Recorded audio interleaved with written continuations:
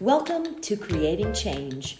Hi, I'm Sharon Chapman, and this is the place to be if you're wanting to improve your health, your mobility, and ultimately your life, so you'll move more, feel, and look better.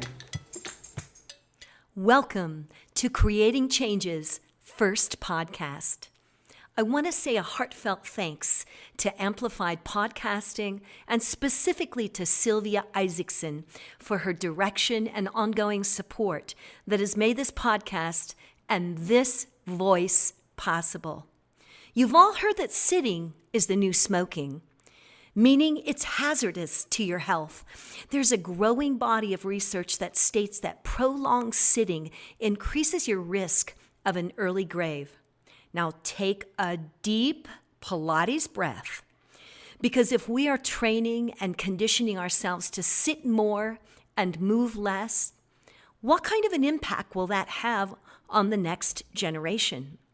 Today we will explore sitting and its effects on children, entitled Welcome to the Cashew Nut Generation. And at the end of this podcast, there will be a PDF on 7 sensational suggestions for parents so they can help their children offset the effects of sitting. So stand up before we begin, stretch those arms, that spine, get a little blood flowing. The everyday act of sitting is dear to my heart as a Pilates instructor, a movement specialist, and a former kindergarten teacher, because the results of sitting in our children is changing the next generation's minds as well as their spines.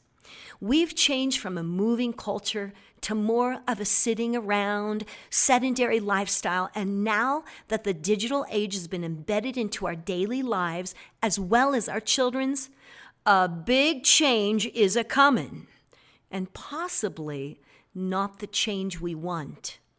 So let's take a look at sitting statistics. The American Medical Association has recently declared sitting as a potential health risk. Over 50% of Americans spend time sitting in front of some kind of screen every single day of the week, and 80% of our workforce spends 13 hours a day sitting. So what does sitting do to our bodies? Well, according to the U.S. National Library of Medicine, 10 years of sitting on a job of at least 7 hours long in a day increases colon cancer by 40%. Sitting causes obesity, it increases blood sugar, and increases your chances of heart and cardiovascular diseases. It contributes to constipation and bowel disorders, bone loss, spinal issues, issues in visual symptoms, and causes inflammation, fatigue, and pain, varicose veins, and increases your chances of getting other cancers and type 2 diabetes. Sitting also affects your mood, and excessive amounts of sitting increases impulsivity and anxiety. But listen to what sitting decreases, because sitting decreases our metabolism and energy. So if you're trying to lose weight, sitting has a great effect on that. It decreases our muscle strength and endurance, and decreases cognitive development in adults and children, and lowers performance and productivity, and decreases longevity. So if you're sitting right now, you may want to take a stand and sit back down. If you're driving, adjust your seat. The most important and frightening research is that exercise that you do 2 to 3 times a week will not offset or eliminate the risk of heart disease or heart aging if you work for 7 hours on a sitting job. What does that mean? That means, in other words, the risk remains if you exercise regularly, then settle back in your chair for the rest of the day. So how does sitting affect the cashew nut generation? One loud and clear message that research is telling us about children who sit is that they will face adult-size health consequences. It's estimated that every child sits approximately 8.5 hours per day around the globe. Now, it's after the age 8 we're beginning to see significant changes in a child's body. Their bodies are slowing down from lack of movement. And this continues to fall into adolescence as we see children trading movement for sitting. There are a number of culprits here, particularly for children. First of all, increased school days per year. Increased school hours per day. Now, as a primary teacher, that theory is bass-ackwards in the area of getting a child to learn. There are a lot of research out there that supports active movement in children and learning. Research from the Institute of Medicine states that children who are more active show greater attention spans, have faster cognitive processing speeds, and perform better on standardized tests than children who are less active. And guess what? We will do standardized tests in school for some time. Standardized testing is not stopping in our public schools. As a former kindergarten teacher, you stop children from moving, you stop children from thinking and performing what they know. Children are movement-based. Movement stimulates learning and helps the brain by stimulating more blood vessels in the brain that support more brain cells. But the biggest culprit for children, as well as adults in sitting, is social media and the digital epidemic. Children are being introduced to cell phones, iPads, leapfrogs, computers, and TVs as young as infancy. The next time you go to a restaurant, watch how young children have devices in their hands in high chairs. We're beginning to see digital tools seen and used as a mechanism to managing children. Now, I know that's harsh, but go and observe because it's true. The correlation between digital devices and sitting is enormous. The more a child is on a digital tool, the less the child moves. And 9 times out of 10, 90% of the time, they're in a sitting position. Not only do they sit more, they move less, they interact and socialize less. One of my daughters compares her children's needs for their digital tool to alcoholism. Now that's kind of crazy, but she views a sincere dependency on technology. She believes it shuts down their creative parts of their brain when they use social media. They stop thinking, communicating, reasoning, and rationalizing. She calls it digital zombification. Most parents would agree that that's true, but it's what a child's body is doing, or maybe I should say what it's not doing. That is another concerning part, because children, while they're on digital tools, are staying in the very same position, or what Katie Bowman calls sameness. And sameness is what is so hazardous to our health. Sitting is also changing our spine's shapes. And that's where the cashew nut comes in. Could anyone have predicted our bodies turning into cashew nut shapes from sitting and looking at digital tools? Joseph Pilates spoke on the issue of a sedentary world, and one of his famous quotes is, "Civilization impairs physical fitness." Could anyone have imagined a culture where sitting and being out of alignment is the norm? The effects of sitting is causing our alignment to change, and this progressive change is causing our next generation to take the shape of cashew nuts. It's what we are evolving into when we sit and look down at digital tools. A world of internally rotating shoulders where our humeral heads roll forward and inward, and where our necks are jutted forward. It's also a world where rotator cuffs are worn and torn, upper back muscle areas are stretched abnormally, upper traps and scalenes are tight and all overused, which is causing even children to have achiness and pain. It's why neck injuries are rising from a very small percentage to now one that is great. Our chins are getting closer to our chests every day from sitting and looking at social media and other digital tools. Cervical injuries are getting close to the very same percentage as lower back lumbar issues. So right now, 2/3 of the adult population in the United States has lower spine issues, and upper spine issues are close behind them. With this kind of awareness and statistics, the big question for us today is, how can we help this next generation from turning into cashew nut shapes in order for them to feel better and to look better and to move more? Well, the approach I'm taking comes from my 86-year-old mom, and she says, start in your own backyard. So there are things we can do as parents, as grandparents, as teachers, as Pilates teachers, or anyone else that works with children. 2 immediate focuses are very important. First, improve the quality of sitting by working on good posture. Let's face this reality. The digital epidemic is here to stay. We can improve quality of sitting. And second, sit less and move more, so children are aware of the health and spinal benefits of movement. So here are the 7 sensational suggestions I spoke of at the beginning of the podcast for helping our children from the effects of sitting and the digital epidemic. So number one,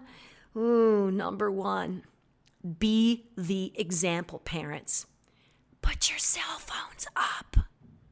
Number 2, monitor your children throughout the day. How much do they sit and how much are they on these digital tools or social media? The American Academy of Pediatrics suggests no sitting and screen time for children ages 0 to 2 and 3 to 5-year-olds up to only 1 hour per day.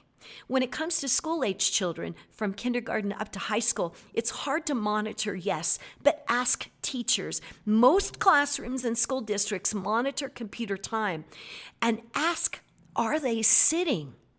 Just try monitoring them for 7 days. You will be shocked.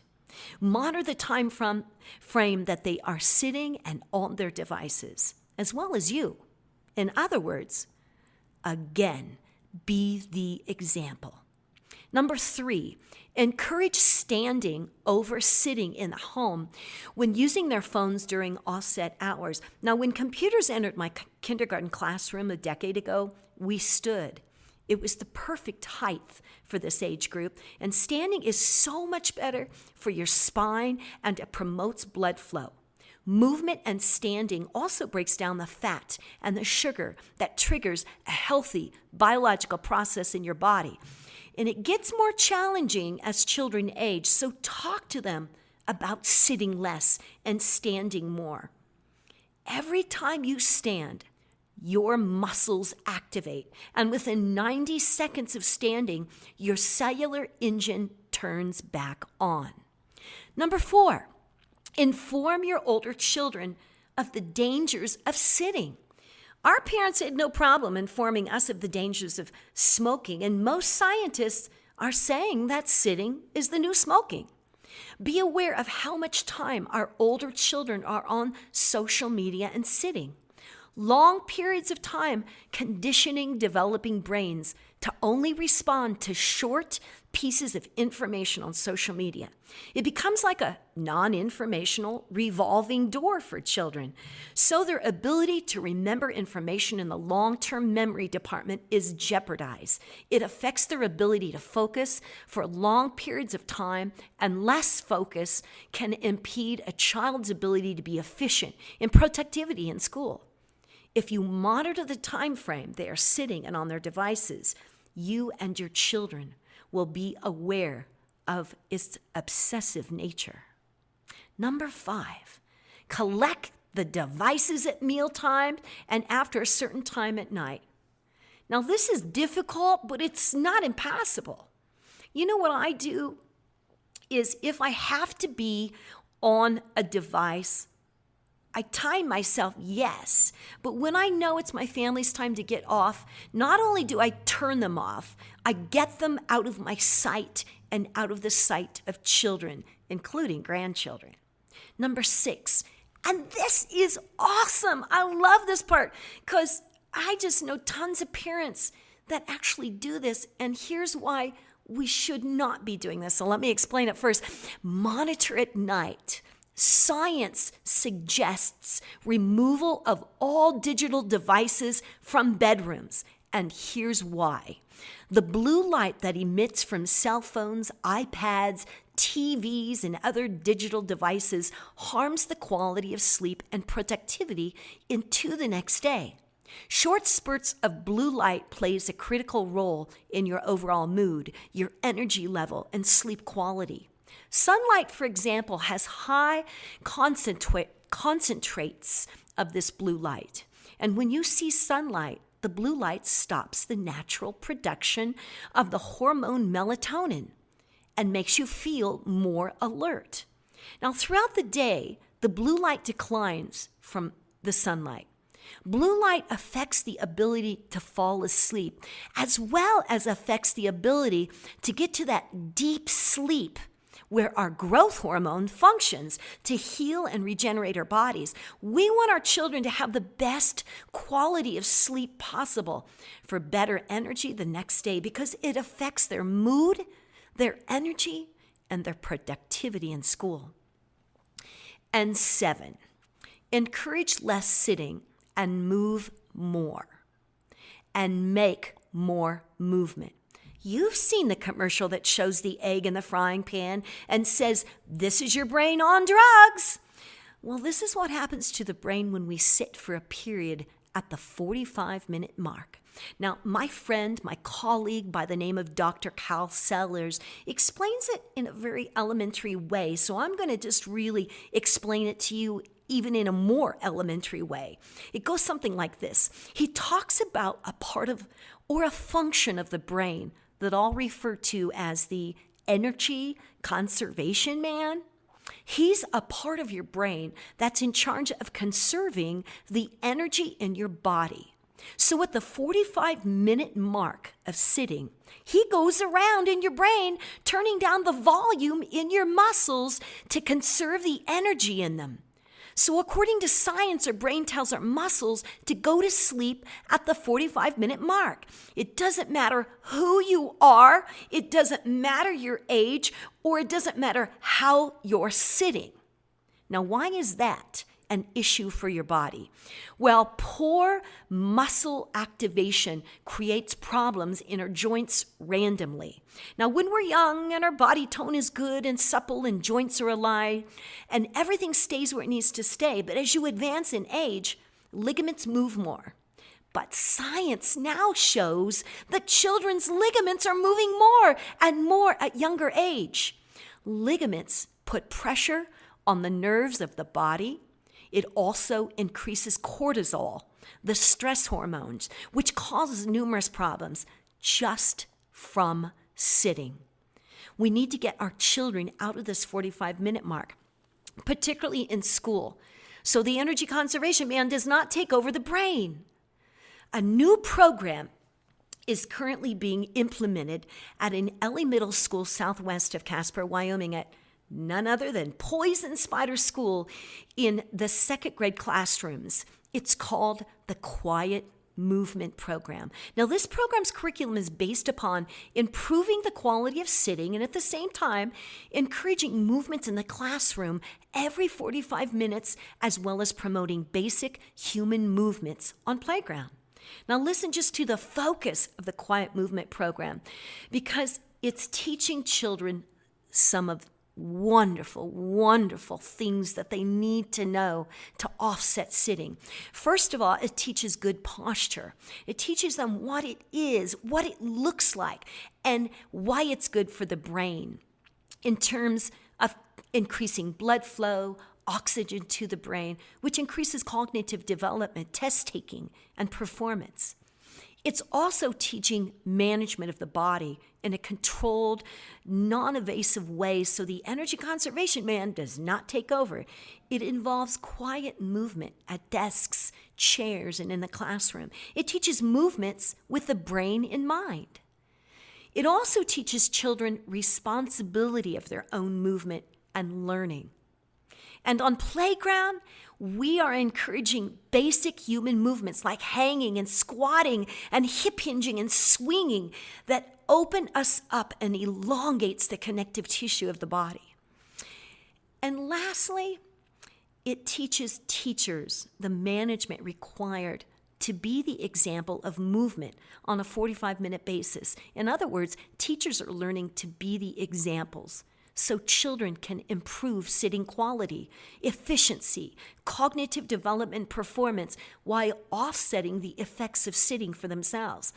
Teachers struggle with fatigue too, and they struggle with achiness and issues. And what are we doing? We're requiring teachers to sit more because of documentation. So, one thing that I can suggest that has not been put into this 7 wonderful suggestions to parent is set your iPhone, set your timer, set your watches, anything at the 45-minute mark. Let your children know of the 45-minute mark. Awareness is powerful. We can help this next generation by encouraging movement and better posture and improving sitting quality. So be the example. Everyone, for children, so they won't be referred to as the Cashew Nut Generation. Help create change in this next generation. Solid, developing, and healthy growth change. Liz, has been such a pleasure. Thanks for joining me.